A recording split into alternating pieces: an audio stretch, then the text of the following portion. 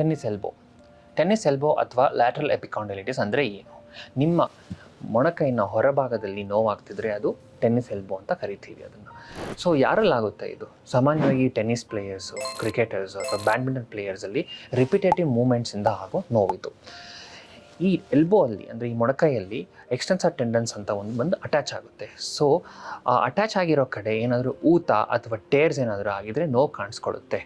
So ನಿಮಗೆ tennis elbow ಏನಾದರೂ ಇದ್ದರೆ ಗ್ರಿಪ್ ಮಾಡೋದ್ರಲ್ಲಿ ಅಂದರೆ ಏನಾದರೂ ಹಿಡ್ಕೊಂಡಾಗ ಅಥವಾ ಈ ಥರ ಟ್ವಿಸ್ಟಿಂಗ್ ಮೂಮೆಂಟ್ಸ್ ಮಾಡೋವಾಗ ನಿಮಗೆ ಬಹಳ ನೋವಾಗುತ್ತೆ. ಸೊ ಇದಕ್ಕೆ ಪರಿಹಾರ ಏನು? ಫಿಸಿಯೋಥೆರಪಿ ಮತ್ತು ಪೇನ್ ಕಿಲ್ಲರ್ಸಿಂದ ತಾತ್ಕಾಲಿಕ ಪರಿಹಾರ ಸಿಗುತ್ತೆ. ದೀರ್ಘಕಾಲದ ಪರಿಹಾರಕ್ಕೆ ಅಲ್ಲಿ PRP ಮಾಡ್ಬೋದು, ಅಂದರೆ ಪ್ಲೇಟ್ಲೆಟ್ ರಿಚ್ ಪ್ಲಾಸ್ಮಾ.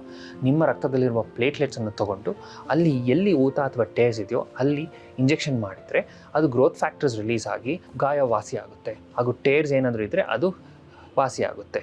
ಸೊ ನಿಮಗೆ ಟೆನ್ನಿಸ್ ಎಲ್ಬೋ ಇದ್ದರೆ ನೀವು PRP ಮಾಡಿಸ್ಕೊಬೋದು. ಇದರಿಂದ ಯಾವುದೇ ದೊಡ್ಡ ಪರಿಣಾಮಗಳಿಲ್ಲ ಹಾಗೂ ರಿಕವರಿ ಟೈಮ್ ಕೂಡ ಭಾಳ ಬೇಗ ಆಗುತ್ತೆ.